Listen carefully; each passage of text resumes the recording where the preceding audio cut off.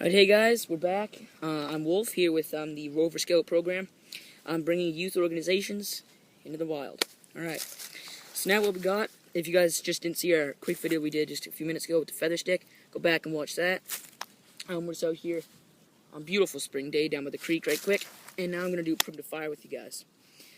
Primitive fire is really, it's a lost skill really. It's kind of cool to know how your country was built, because this was the main technology. These days we have flint and steel, and we have all these, we have ferrocerium rods and all these fancy things. But back in the day, this was the main way of survival. I mean, if you wanted some tea, you use this. Or a Fresnel lens or a magnifying lens in their tobacco tins. But I know trappers all around the world, they would carry these setups. They didn't always use jute twine, they used some natural materials. Of course, that takes great skill. And of course, they sometimes use charred cloth. Today we're also going to use a bit of fire accelerants in the form of 2 small pieces of Ranger Band.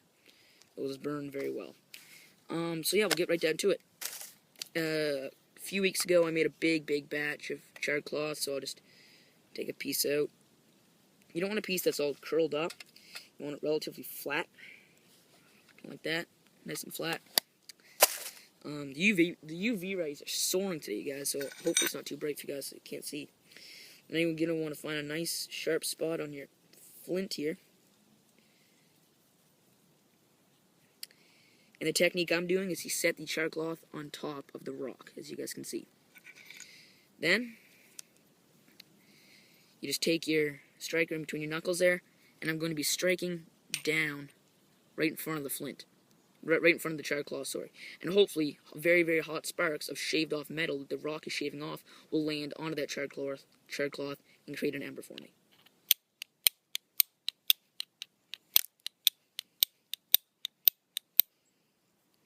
This takes practice, guys. It's probably going to be a long video. I haven't done this a whole lot.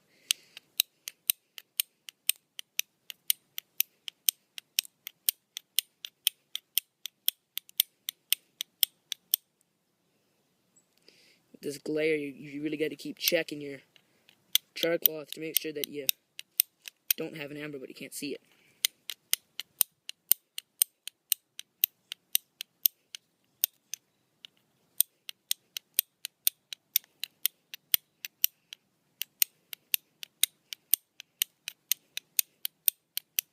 Like I said, it's very dull red sparks, these guys, so it's going to take some patience and a bit of editing.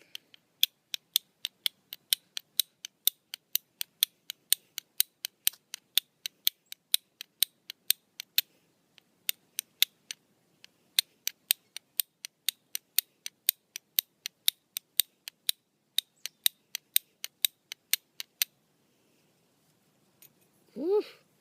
It's like I can do it back home, and then as soon as you get out in the woods in front of a camera, you're useless. Come on. Keep going.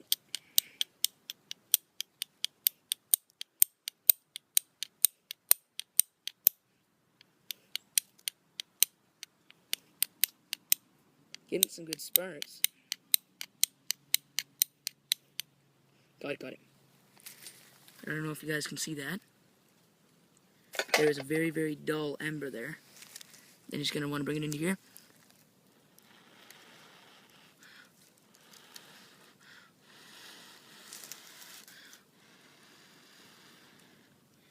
Got some oxygen.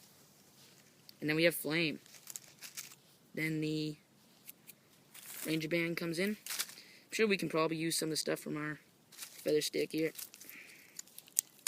And now that our Ranger Bands have caught flame, well, one of them has. Ow, no, they both have. Then we have a successful fire. That is going to create some black smoke, guys, so watch out.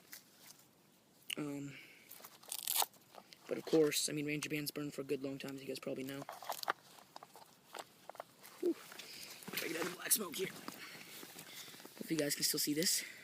But now we just have a nice little fire, and the Ranger Bands act as a good accelerant, so this gives you time to, you know, I'm not prepared for fire, I'm not going to have a big one, and then that gives you time to go out and get your little fuel, If your tinder is short, this is a great solution. Not a good idea to use if you're behind enemy lines for tactical situations, though.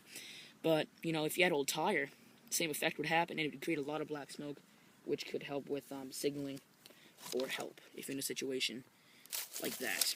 But like I said, primitive fire is a lost art. It's really not something that you can just go out in your backyard or by your grill some weekend and just learn. You really gotta understand what the meaning of it is and the theory behind it to be able to have it success for you. Get a bit of birch bark. Is that gonna go out? Yeah. So we just lost the flame. Like I said, I wasn't looking for a big fire, but that's our theory, guys. Swipe this away with my hat here. It's not straight into that. Alright, so. Thanks so much for joining me for this video. I actually think I'm going to do one more video, and that's going to be on fire, ferrocerium rod. I'm going to set that up right now. Get back to you guys. Thanks for watching. Again, this is Wolf from the Rover Scout program. I'll check in again soon.